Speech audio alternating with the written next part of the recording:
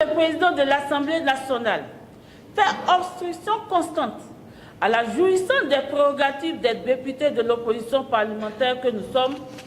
C'est un autre scandale impliquant des milliards de francs CFA qui est révélé au peuple béninois par un ministre de la République.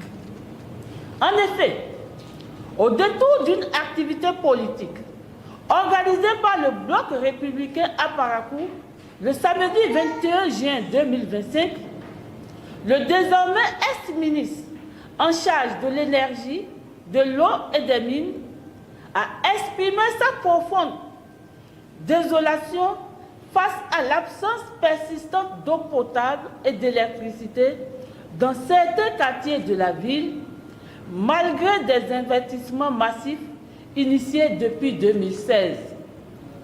En clair, le ministre a dénoncé devant les populations de la ville de Parakou la mauvaise gestion du secteur de l'eau et de l'énergie par son prédécesseur, qui serait, hélas, un fils de Parakou. Il accuse ce dernier de siphonneur du budget national portant sur des dizaines de milliards. En tant qu'auditeur financier de profession, devenu ministre et ayant eu accès au dossier, n'est-il pas impérieux de prendre au sérieux cette affaire, surtout qu'il s'agit des reçus de nos contribuables? Au nom du peuple béninois, les membres du groupe parlementaire Les Démocrates ont très tôt pris la mesure de la gravité de cette dénonciation pour proposer et obtenir la mise sur pied d'une commission d'enquête parlementaire. C'est une première sous le régime dit de la rupture après pratiquement 10 ans de gouvernance cavalière et opaque.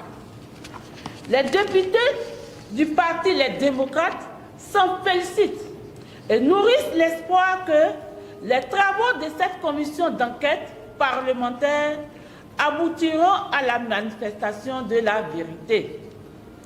Toutefois, le groupe parlementaire manifeste déjà ses inquiétudes au regard de la configuration du bureau de cette commission où la majorité parlementaire s'est taillée la part du lion, ne laissant que la portion congrue à l'opposition parlementaire, pourtant initiatrice de la résolution ayant abouti à la mise sur pied de cette commission.